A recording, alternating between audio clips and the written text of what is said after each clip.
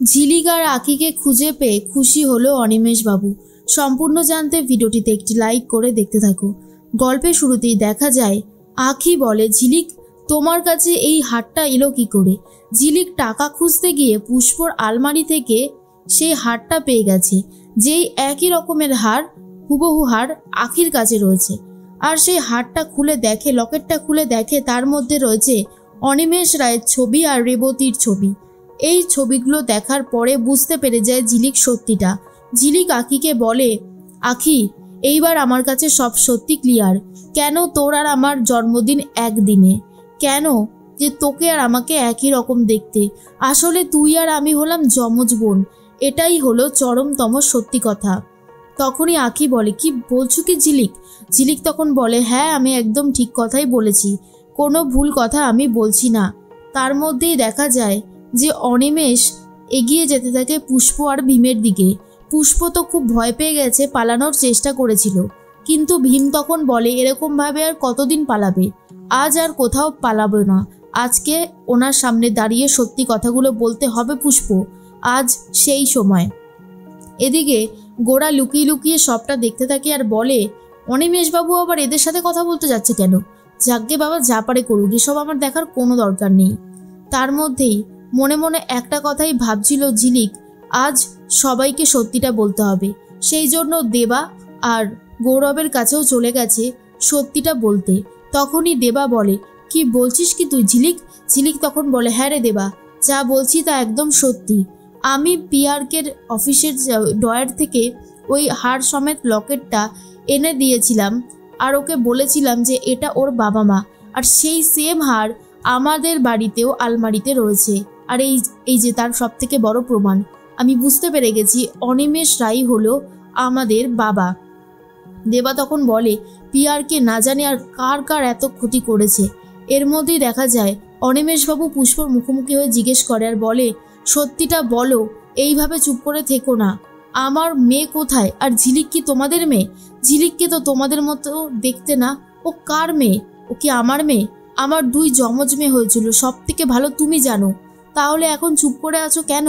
আমার সব চলে গেছে, আমি আমার মেয়েদেরকে পাগলের মতন খুঁজে বেড়াচ্ছি, সত্যিটা জানতে চাই। ভীম তখন বলে, আজ আমি আপনাকে সত্যি কথা বলবো অনিমেষবাবু। সেদিন আমাদের বলতে একটা ভুল হয়েছিল। আপনার মেয়ে, দুই মেয়েই বেঁচে ছিল। এক মেয়ে তো আপনি জানেনই বেঁচে ছিল, আর এক মেয়েও বেঁচে ছিল। তাকে যখন আমরা নিয়ে গিয়েছিলাম তার মধ্যেই সে কেঁদে উঠেছিল, তখনই আমরা জানতে পারি সে বেঁচে আছে। এরপরে আমার স্ত্রী ঠিক করে তাকে লালন পালন করবে, বড় করে তুলবে নিজের মেয়ের মতনই। তার থেকেই আমরা ওর নাম দিই ঝিলিক। এরপরে ঝিলিক আমাদের কাছে থাকলো, আর তারপর থেকেই আপনি সবটা তো শুনলেন এখনই। এরপর অনিমেষ বলে, তার মানে ঝিলিক আমার মেয়ে আর আখিও আমার মেয়ে, আমার দুই যমজ মেয়েই তাহলে বেঁচে আছে? পুষ্প তখন বলে, হ্যাঁ একদমই তাই। এদিকে নীলিমা তো পুজো দিচ্ছিল, তখনই নীলিমার কান ভাঙাতে চলে গেছে পলি আর বলে, বৌদি তুমি যে এসব কিছু করছো, আর কদিন পর তোমার আর এসব কিছু করা হবে না। যেভাবে আখি খেলা খেলতে শুরু করেছে, একের পর এক ছক্কা মেরে যাচ্ছে।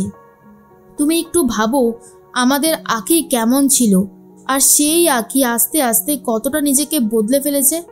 এই আখিকে দেখলে এখন আর চেনা যায় না। তখন নীলিমা বলে, তুমি হঠাৎ করে আবার এসব কথা নিয়ে পড়লে কেন? পলি তখন বলে, এসব কথা নিয়ে পড়েছি কারণ আছে। ও দাদাকে কিভাবে জেলে পাঠিয়ে ছাড়লো, আর বাড়িটার পরিবেশ এখন কেমন একটা হয়ে গেছে, তুমি কি সেটা কখনো ভেবে দেখেছো? নীলিমা তখন বলে, যা করেছে ভুল তো কিছু করেনি, ঠিকই করেছে, এই বাড়ির ভালোর জন্য করেছে, তো এইটুকু করলে অসুবিধার কি আছে? কিন্তু পলি বলে, ও এই বাড়ির সবাইকে একে একে সরিয়ে দেবে, তারপর দাদার কোম্পানি, দাদার বাড়ি গাড়ি সব কিছুর মালকিন হবে আখি। না হলে দেখো, একটা মেয়ে যে কিনা পড়ে পড়ে মার খেত, সে আস্তে আস্তে গৌরবকে পটিয়ে ফেললো, গৌরবকে বিয়ে করে পাকাপাকিভাবে এই বাড়িতেই রয়ে গেল। দাদাকে নাকি ও খাটিয়েছে, দাদাকে দিয়ে কাজ করিয়েছে, দাদাকে রীতিমতো অ্যারেস্ট করিয়ে ছেড়েছে। তুমি একবার সব হিসাব মিলিয়ে দেখো বৌদি। নীলিমার মাথাটাকে ঘুরিয়ে দেওয়ার চেষ্টা করে পলি। নীলিমা তখন বলে, আর যদি কেউ অন্যায় করে আমি তার বিরুদ্ধে যেতেও পিছুপা হব না, সে আমার যত বড়ই আপন হোক না কেন। এরপর অনিমেষ রায় খুব খুশি হয়। তখনই চলে এসেছে ঝিলিক আর আখি।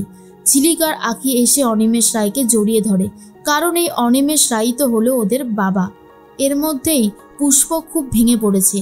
পুষ্প কান্নাকাটি করতে থাকে দেখে এগিয়ে আসে ঝিলিক আর বলে, মা তুমি এইভাবে কেঁদো না।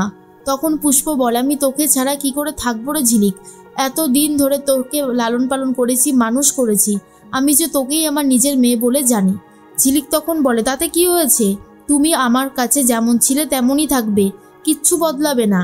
আখি বলে, তোমরা যদি পিয়ারকের কাছ থেকে ঝিলিককে দূরে না সরাতে তাহলে হয়তো পিয়ারকে ঝিলিককে শেষ করে ফেলতো।